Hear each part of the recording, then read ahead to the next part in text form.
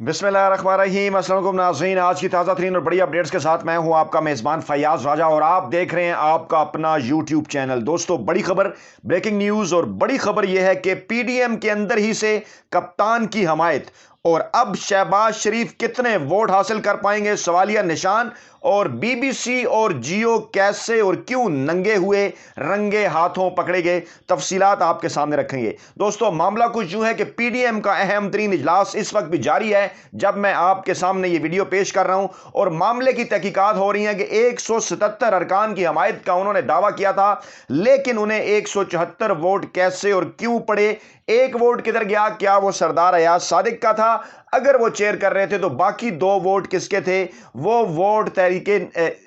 इंसाफ के सरबराह इमरान खान के हक में गए, क्या हुआ, वो क्या तहरीके इंसाफ का हिस्सा होंगे मुस्तकबिल के अंदर, मामला क्या है, इस हवाले से अहम तरीन इजलास भी उनका चल रहा है। हम कुछ अहम तरीन मामला आपके सामने रखेंगे, लेकिन इसको जानने के लिए पहले नंबर गेम पार्लियामेंट के अंदर समझना जरूरी है। नंबर गेम कुछ यूं है जो कि कागजों के ऊपर भी उससे पहले दावा किया था। जियो टीवी ने भी, वड्डे एंकरों, वेले कालम निगारों और मुलाजम सहाफियों ने और खास तौर पर मरियम औरंगजेब की जानिब से भी कहा गया था कि उन्हें 177 अरकान की हमायत हासिल है, लेकिन 174 वोट कैसे और क्यों पड़े। पहले जरा अरकान की तादाद सुन लीजिए कि नवाज लीग के 84, पीपल्स पार्टी के 56, जमीयत उलमा इस्लाम फजल रहमान के 14, एमकेएम के 7, बीएनपी मैंगल के 4, बलोचिस्तान अवामी पार्टी उनका दावा था बाप के 4 वोट, क्योंकि एक वोट जुबैदा जलाल पीटीआई के साथ था, पीटीएम यानी अली वजीर और मोहसन दावड़ 2 वोट, जमहूरी वतन पार्टी 1 वोट, अवामी नेशनल पार्टी 1 वोट, पीएमएलक्यू के चीमा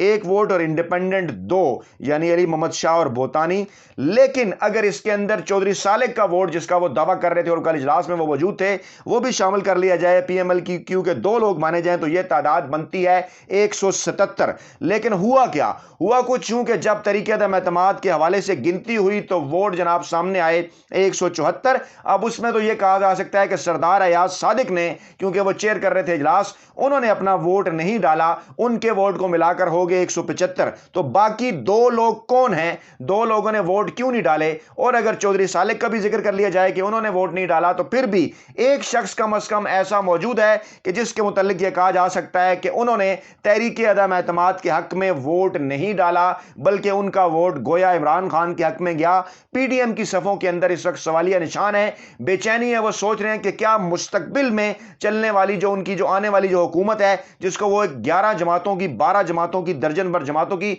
मजबूत हुकूमत गर्दानते हैं, वो कैसे और क्यों कर चलेगी। और साथ ये सवालिया निशान भी पैदा हो गया है कि शहबाज शरीफ को वजारत उज़्मा के इलेक्शन में अब कितने वोट मिलेंगे, क्योंकि कोशिश उनकी यह है कि इमरान खान क्योंकि 176 वोट लेकर मुंतखब हुए थे, तो उनकी यह कोशिश थी कि कम से कम वो 177 वोट लें, 178 लें, क्योंकि इमरान खान ने जब खुद से अदम एतमाद का वोट लिया था तो उन्होंने 178 वोट लिए थे। ताज़ा तरीन इत्तलात के मुताबिक इस वक्त कामज़ादे नामजदगी भी जो है उनकी भी जांच पड़ताल जारी है। तहरीक इंसाफ की जानिब से शाह महमूद कुरैशी को जो है वो आगे किया गया है, वो उम्मीदवार होंगे वजारत उज़्मा के लिए, जबकि शहबाज शरीफ के कागजात भी जमा कराए गए, लेकिन उनके कागजात पर बाबर अवान की जानिब से एतराज़ात सामने आए कि उनके ऊपर जो है वो केसेस हैं, उनके ऊपर पर्चे हैं, दीगर मामलात हैं, जमानत के ऊपर वो हैं, केस उनका चल रहा है, उनके कागजात जो हैं वो उसकी जो है इस वक्त जो है वो उनकी जो है वो जांच पड़ताल की जा रही है। दूसरी जानिब शेख रशीद ने एक बात का दावा किया है जिसकी अभी तक दीगर जराए से तस्दीक नहीं हुई। उन्होंने यह कहा है कि हम तमाम अरकान कौमी असम्बली जो हैं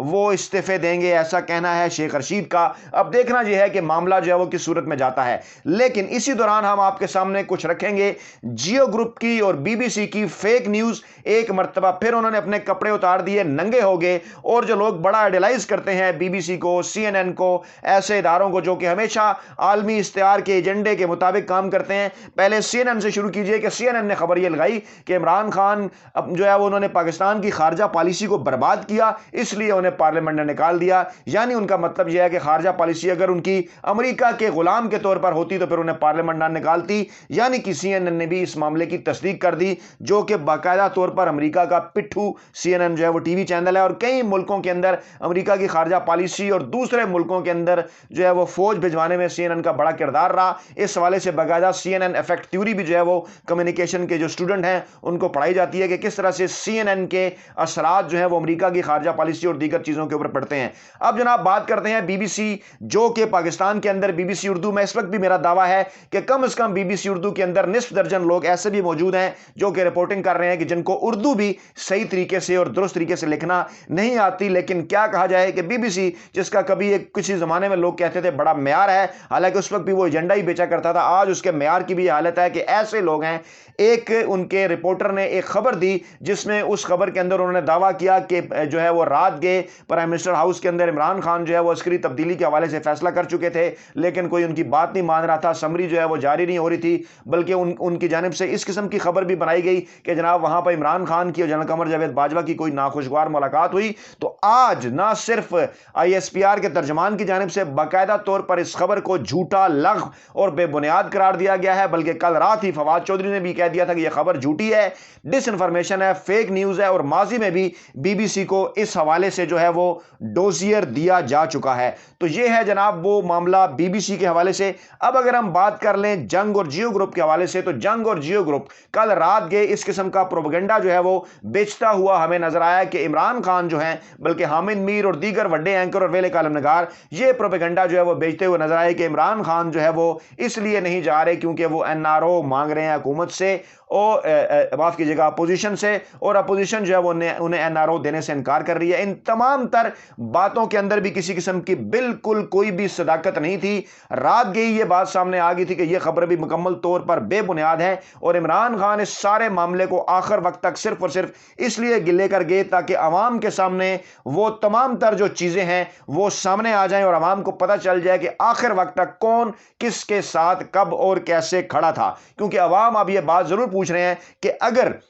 خبر تو ٹھیک ہے یہ جھوٹی تھی کہ عمران خان عسکری قیادت میں کسی قسم کی کوئی تبدیلی نہیں چاہتے تھے، لیکن وہ کون شخص تھا کہ جس کی جانب سے ایک درخواست بھی دائر کر دی گئی، اور اس کے بعد رات گئے اسلام آباد ہائی کورٹ بھی کھل گئی اس درخواست کو انٹرٹین کرنے کے لیے کہ عمران خان ایک بڑی عسکری تبدیلی کرنے جا رہے ہیں اور ان کو اس تبدیلی سے روکا جائے۔ یعنی کہ نہایت ہی پاکستانی میڈیا کے ساتھ ساتھ بین الاقوامی میڈیا نے بھی مکمل طور پر جھوٹ، لغو اور بے بنیاد پروپیگنڈے کا سہارا لیا۔ مکمل طور پر جو جھوٹی خبریں ہیں وہ جناب انہوں نے عوام کے سامنے رکھی صرف اور صرف عمران خان کے بغض میں، لیکن ایک مرتبہ پھر وقت نے یہ ثابت کیا کہ یہ تمام تر جو خبریں تھیں وہ جھوٹی ثابت ہوئیں، اور آج جو ہے وہ انٹرنیشنل جو ماہرین ہیں کمیونیکیشن کے، جو عالمی ماہرین ہیں، وہ بھی ان اداروں کی جو کریڈیبلٹی ہے ان کے اوپر سوالیہ نشانات جو ہیں وہ اٹھا رہے ہیں، اور واضح طور پر یہ بات اب سامنے آ چکی ہے کہ باقاعدہ طور پر یہ امریکن اور یورپین پروپیگنڈے کا حصہ تھے کہ پاکستان کے اندر انارکی پیدا کی جائے، پاکستان کے اندر اداروں کے درمیان اختلافات پیدا کیے جائیں، پاکستان کے اندر اس قسم کا ماحول پیدا کر دیا جائے کہ خدا نخواستہ ملک کے حالات اس نہج کو جائیں کہ پاکستان میں کسی قسم کی انارکی ہو، یا لوگ جو ہے وہ ڈس انفارمیشن کے اوپر یقین کرتے ہوئے پاکستان کی ریاست اور پاکستان کی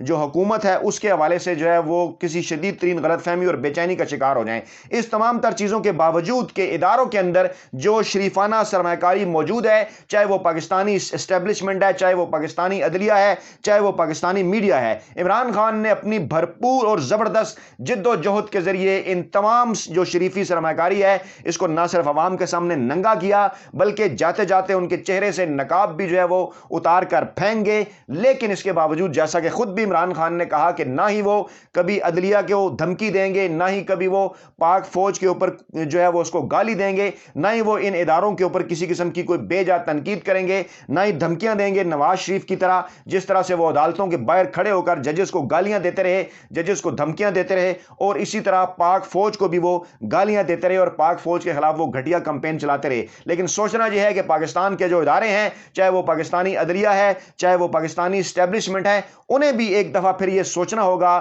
اور جو ہے وہ بیٹھ کر پرسکون انداز میں کہ ایسے لوگوں کو کیوں اداروں کے اندر سے حمایت مل جاتی ہے جن کی جانب سے ہمیشہ اداروں کو کمزور کرنے کی کوشش کی جاتی ہے، اور جس کے باقاعدہ طور پر ثبوت بھی پاکستانی عدلیہ اور اسٹیبلشمنٹ کے پاس موجود ہیں کہ کس طریقے سے شریف مافیا اس ملک کی جڑوں کو بیرونی عناصر کے ساتھ مل کر کھوکھلا کرتا رہا۔ اس کے باوجود اداروں کی جانب سے حیران کن خاموشی جو ہے وہ سوالیہ نشان ہے، اور عوام اس کے اوپر جو ہے وہ سوال اٹھاتے ہوئے نظر آتے ہیں۔ اپنا بہت خیال رکھیے گا، دعاؤں میں یاد رکھیے گا۔ نئی ویڈیو کے ساتھ جلد آپ کی خدمت میں حاضر ہوں گے۔ اللہ نگہبان۔